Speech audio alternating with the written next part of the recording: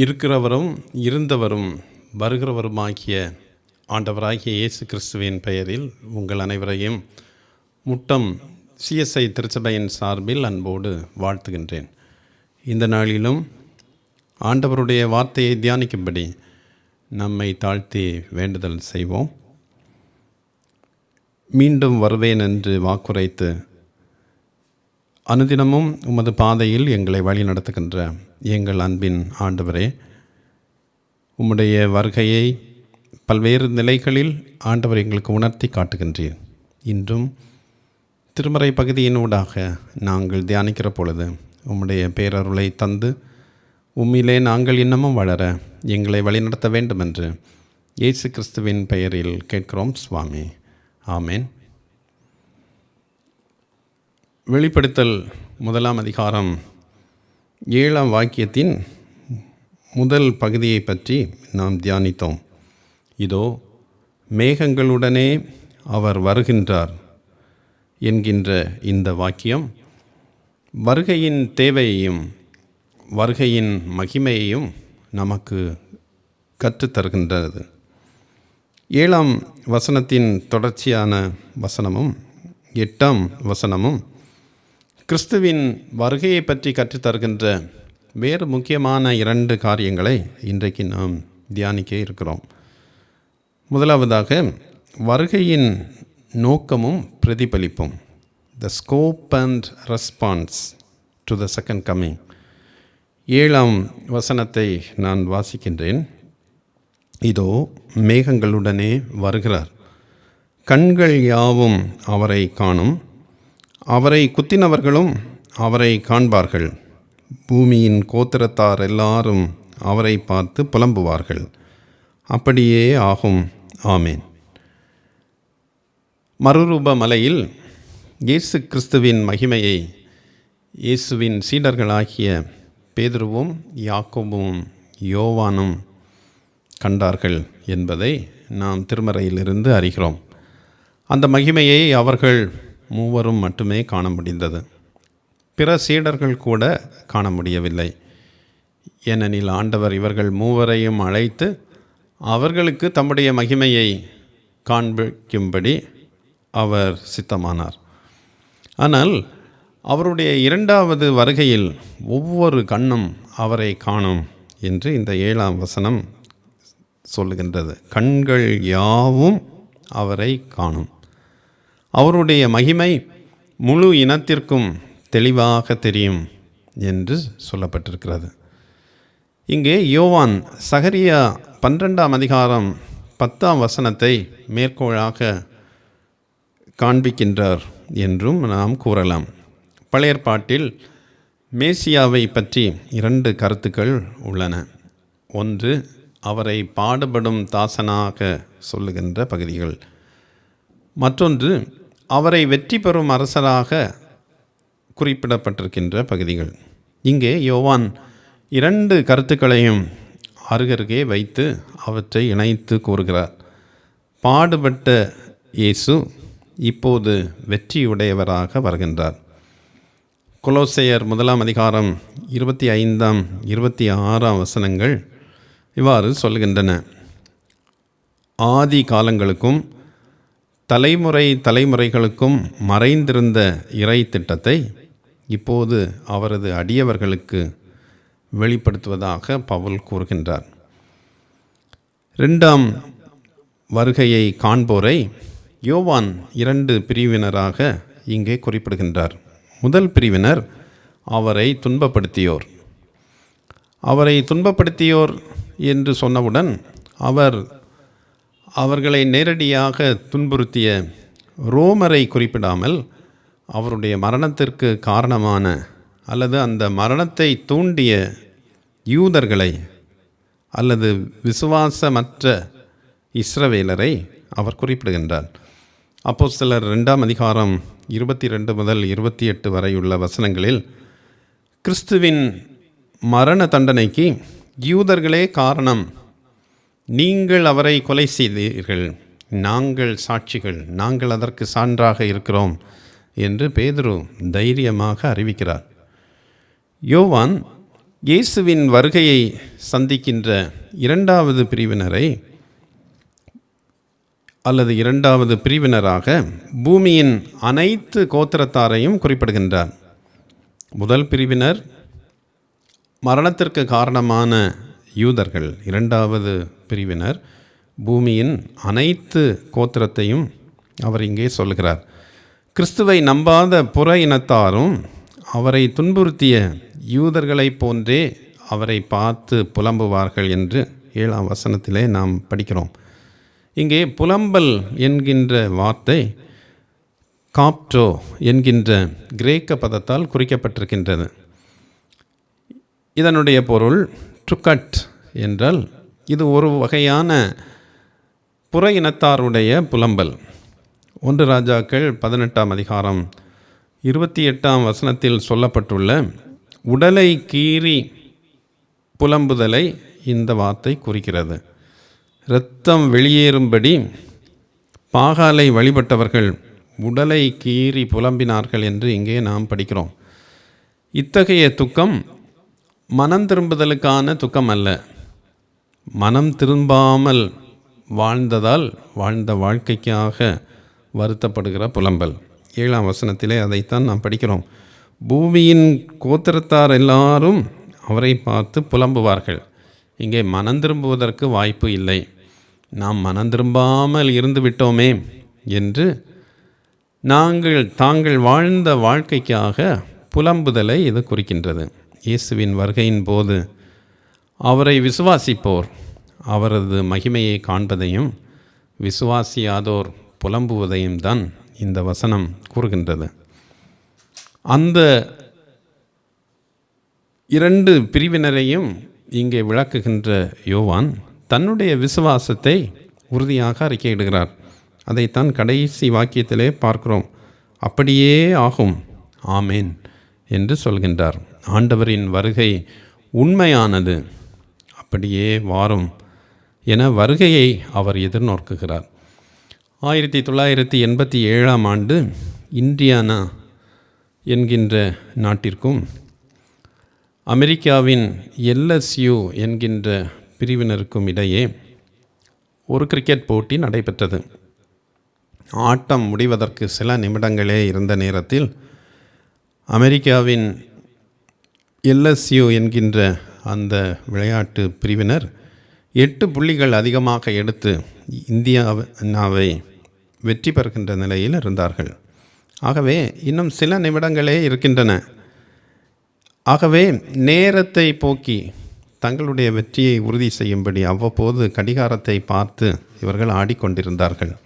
ஆனால் அதே நேரம் இழந்து போய்விட்டோம் என்கின்ற எண்ணத்தோடு இந்தியானா முழு மூச்சோடு விளையாடியது.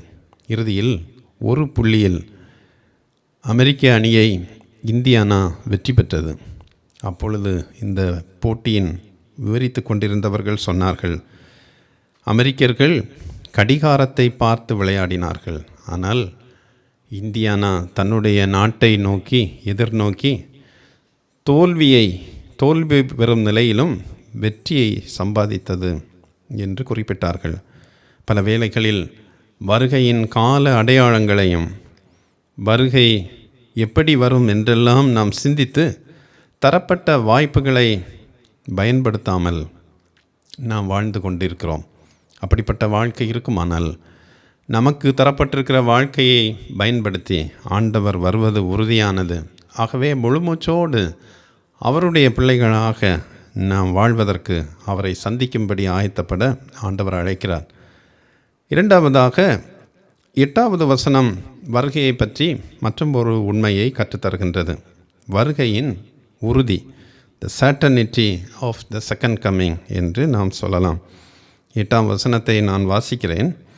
இருக்கிறவரும் இருந்தவரும் வருகிறவருமாகிய சர்வ வல்லமை உள்ள கர்த்தர், நான் அல்பாவும் ஒமேகாவும் ஆதியும் அந்தமுமாயிருக்கிறேன் என்று திருவுளம் பெற்றுகின்றார். இந்த வசனத்தில் ஆண்டவர் 7ஆம் வசனத்தில் பதிவு செய்த 2ஆம் வருகையின் தீர்க்க தரிசனத்தை அவர் உறுதி செய்கிறார், அல்லது தான் சொல்லிய அந்த தீர்க்க தரிசனத்தின் மீது கையொப்பமிடுகிறார் என்றும் நாம் சொல்லலாம். ஏனெனில் அந்த தீர்க்க தரிசனம் நிறைவேறும். என்ன தீர்க்க தரிசனம்?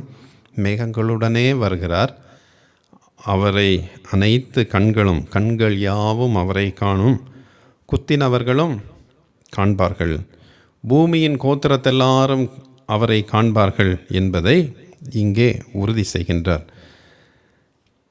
அவரது 3 குணங்களான இருக்கிறவர், இருந்தவர், வருகிறவர் என்கின்ற இந்த 3 குணங்களும் அவருடைய 2ஆம் வருகையை உறுதி செய்கின்றன. ஏனெனில் இருக்கிறவர், இருந்தவர், வருகிறவர். ஆகவே அவர் வரப்போகிறார். இருக்கிறேன் என்கின்ற இந்த குணம் யாத்திராகமம் 3ஆம் அதிகாரம் 14ஆம் வசனத்தில் சொல்லப்பட்டிருக்கின்ற இருக்கிறவராகவே இருக்கிறேன் என்கின்ற கடவுளுடைய நாமத்தை, பெயரை நமக்கு நினைவூட்டுகின்றன. கடவுள் எப்போதும் நம்மோடு கூட இருக்கிறார். நாம் இதை உணர்ந்திருக்கிறோம். ஆனால் நாம் எப்போதும் சிந்திக்க வேண்டிய ஒன்று, நாம் கடவுளோடு இருக்கிறோமா? அவர் நம்மை விட்டு போவதில்லை, நம்மோடு கூட இருக்கிறார். ஆனால் நாம் அவ்வப்போது அவரை விட்டு போய்விடுகிறோம். ஆகவே நம்மோடு கூட இருக்கிறவராகவே இருக்கிற அந்த கடவுளோடு எப்போதும் நாம் தரித்திருக்கும்படி நாம் அழைக்கப்படுகிறோம். நான் அல்பாவும் ஒமேகாவும் ஆதியும் அந்தவுமாயிருக்கிறேன் என்பது கடவுளுடைய சர்வ அறிவையும் வலியுறுத்துகின்ற ஒரு வாக்கியம். ஆல்ஃபா என்பது கிரேக்க எழுத்துக்களின் முதல் எழுத்து, ஒமேகா என்பது கடைசி எழுத்து. அனைத்து அறிவும் எழுத்துக்களின் மூலம்தான் உலகுக்கு தெரிவிக்கப்படுகின்றது. கடவுள் தம்மை அல்ஃபா ஒமேகா என்று குறிப்பிடுவது அவருக்கு எல்லா அறிவும் உள்ளது என்பதை உறுதிப்படுத்துகிறது. இருந்தவர், இருப்பவர், வருபவர் என்னும் முறையில் கடவுளுடைய சூழ்நிலை, அவருடைய பிரசன்னம் அல்லது இருத்தல் நிலை ஆகியவை காலத்தினாலும் அல்லது சூழ்நிலைகளாலும் கட்டுப்படுத்தப்படுவதில்லை என்பதை நமக்கு உணர்த்துகிறது. காலத்தை தாண்டிய கடவுள். எனவே கடந்து சென்றவையும் அவருக்கு தெரியும், எதிர்காலத்தில் வருவதையும் அவர் அறிந்தவர். எல்லா காலங்களையும் கடந்து நிற்பவர். கடந்து சென்றவையோ, நிகழ்காலத்தில் நடப்பவையோ, எதிர்காலத்திற்குரியவையோ எதனையும் மாற்றுவதற்கும் கட்டுப்படுத்துவதற்கும் அவரால் இயலும் என்கின்ற உண்மையை அறிந்து கொள்ள நாம் அழைக்கப்படுகின்றோம். எனவே கடவுளின் திட்டத்திற்கு மாறாக நமக்கு எதுவும் வந்துவிடுமோ என்று அவருடைய மக்களாகிய நாம் ஒருபோதும் அஞ்ச தேவையில்லை. ஏனெனில் கடவுளுடைய திட்டம் மாறாதது. அவர் முழுமையாக ஆளுகை செய்கின்றவர். நமக்கு எதிராக நாம் அவருக்கு பிரியமாக வாழ்கிற பொழுது அவருடைய திட்டத்திற்கு மாறாக நம்முடைய வாழ்வில் எதுவும் நடப்பதில்லை என்பதை உறுதி செய்து கொள்ளும்படி இன்றைக்கு ஆண்டவர் அழைக்கிறார். தாய் ஒருவர் தன்னுடைய 8 வயது மகளிடம் இரவு நேர உணவுக்காக அருகிலுள்ள கடைக்கு சென்று தக்காளி வாங்கி வரும்படி கூறுகின்றார். ஆனால் மகளோ, அம்மா, எனக்கு இரவில் வெளியே செல்வதற்கு பயமாக இருக்கிறது என்று கூற, தாய் அவரிடம், உன்னை முழுமையாக ஆண்டவரிடம் கொடுத்துவிட்டு தைரியமாக போ, அவர் உன்னை பாதுகாப்பார் என்று சொல்கிறார். ஆனால் அந்த சிறுமியோ வெளியே செல்வதற்கு பயந்து வீட்டின் உள்ளேயே இருந்து கொண்டு ஜெபிக்கிறார். ஆண்டவரே, எனக்கு 1 கிலோ தக்காளியை எப்படியாவது வாங்கித்தாரும் என்று ஜெபிக்கிறார். தாய் அவரிடம், மகளே, நீ கடைக்கு சென்றால்தான் ஆண்டவரின் பாதுகாப்பை உணர முடியும் என்று கூறி செயல்படும் விசுவாசத்தை வலியுறுத்துகின்றார். பல வேளைகளில் நாமும் கடைக்கு போகாமலேயே ஜெபித்து கொண்டிருக்கின்றோம். முக்காலத்துக்கும் உரிய ஆண்டவர் நம்முடன் இருக்கிறார் என்கிற நம்பிக்கையோடு நமது வாழ்க்கையின் எல்லா சூழ்நிலைகளையும் தைரியத்தோடு சந்திப்பதற்கு இன்றைக்கு ஆண்டவர் அழைக்கிறார். இன்றைக்கு 2 காரியங்களை கற்றுக்கொண்டோம். ஒன்று, வருகையின் நோக்கமும் பிரதிபலிப்பும். இயேசுவின் வருகையில் அனைவரும் நாம் அவரை காணுவோம். அந்த வருகை விசுவாசிகளுக்கு ஆனந்தமும் விசுவாசியாதோருக்கு புலம்பலுமாக இருக்கும். ஆகவே அவருடைய விசுவாசிகளாக நாம் வாழ்ந்து ஆனந்தமாக அவரை சந்திக்க அழைக்கப்படுகிறோம். முக்காலத்துக்கும் உரிய ஆண்டவர் தாம் வருவேன் என்பதை உறுதி செய்கிறார். அந்த ஆண்டவர் எக்காலமும் நம்மோடு கூட இருக்கிறார். எல்லா சூழ்நிலைகளுக்கும் உரியவர் என்பதினால் நம்பிக்கையோடு வாழ அவர் அழைக்கிறார். நம்முடைய கவலைகள், வேதனைகள், துயரங்கள், எதிர்கால நினைவுகளினால் ஏற்படுகின்ற பிரச்சனைகள் எல்லாவற்றையும் நம்பிக்கையோடு அவரிடத்தில் கொடுத்து, இருக்கிறவர், இருந்தவர், வருகிறவர் என்னோடு கூட இருக்கிறார், அல்ஃபாவும் ஒமேகாவுமாக அவர் என்னோடு கூட இருக்கிறார் என்று நம்பிக்கை கொள்ளும்படி ஆண்டவர் நம்மை அழைக்கிறார். ஜெபிப்போம்.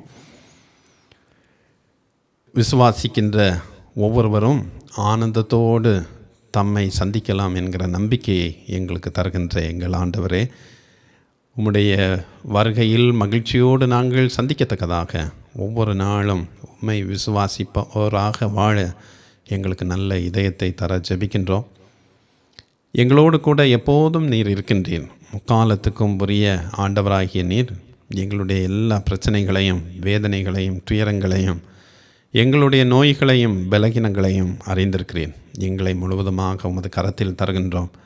நீர் எங்களோடு கூட இருக்கிற பொழுது உம்முடைய திட்டம் எங்களிலே ஆளுகை செய்து உம்முடைய திட்டத்தின்படி நாங்கள் நடப்பதற்கு எங்களை வழி நடத்துகிறேன் என்கிற நம்பிக்கையோடு தொடர்ந்து நாங்கள் வாழ, இந்த நாளின் எல்லா கடமைகளையும் தொடர்ந்து நிறைவேற்ற கர்த்தர் எங்களுக்கு கிருபை செய்ய வேண்டும் என்று இயேசு கிறிஸ்துவின் பெயரில் கேட்கிறோம் சுவாமி. ஆமேன்.